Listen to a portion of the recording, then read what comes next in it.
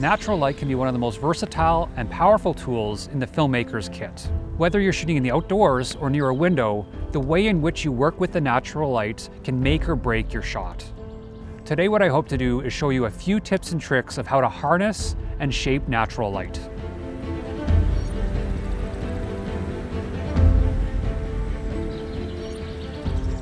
First, it's important to understand how natural light changes throughout the day. In the morning and late afternoon, during what we call golden hour, the sun is lower in the sky, giving you a soft, warm light that's ideal for most types of shooting. Midday light is harsher, with stronger shadows. When it comes to overcast days, these days are very easy to balance your image as the clouds act like a big softbox, helping the light to wrap around your subjects beautifully. Knowing how to use, and in some cases diffuse, these different lighting conditions is key in getting the best shots.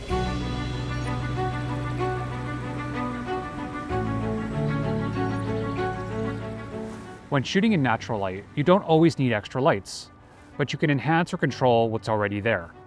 A simple reflector can bounce light back onto your subject, filling in shadows. A diffuser, on the other hand, can soften harsh sunlight, creating more even illumination. Another great tool is a fog machine. Fog machines are used for two different reasons, or at least I use them for two different reasons. The one is if you want to soften light in the space or the feeling of the space, you can use that for that effect. The second is if you want to accentuate the rays of light coming through. In those situations, you will soften the light, but you'll also get those nice shafts of light coming into your space. It's a great tool if you want to really transform the space that you're working in.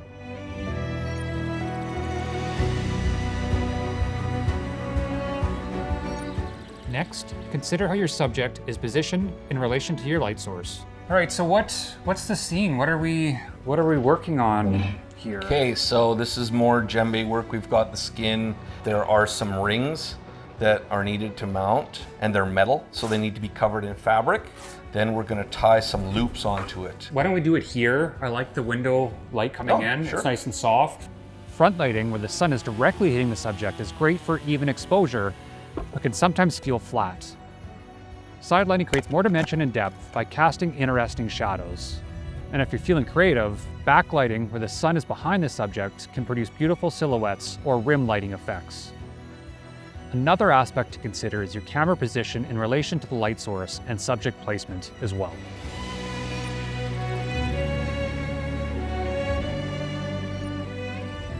Harsh sunlight can be tricky, especially when the sun is directly overhead. In these scenarios, you'll want to leverage an ND filter to cut down the amount of light entering your camera. When I'm shooting live action, I typically like to have a shutter speed between 1/50th and 1/60th of a second. In situations where you don't have an ND filter with you, one trick you can do is switch your camera into slow motion mode, which allows you to have a higher shutter speed. Another thing you can consider doing is moving your subject into a shaded area. This allows you to get the harsh sunlight off your subject and redirect the light as desired.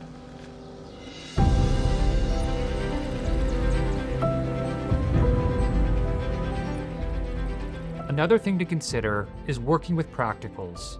In scenarios where you're not working with natural light from the sun, sometimes it works to use the lights that already exist in the space. Again, depends on the look and feel of the specific project you're filming, but that's something that I consider when I come and scout a location early on.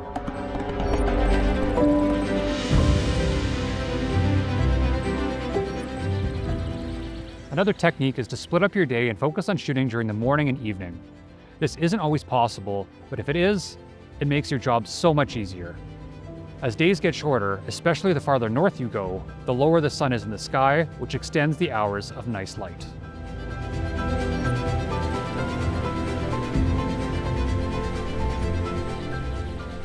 I always like to say work with the light versus against it.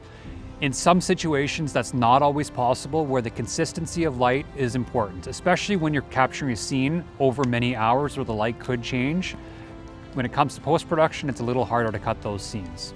However, in scenarios where you can work with natural light, I tend to favor that side of things because of the natural qualities of that light, especially when you know how to work with it, whether it's through modifiers, positions of actors or cameras.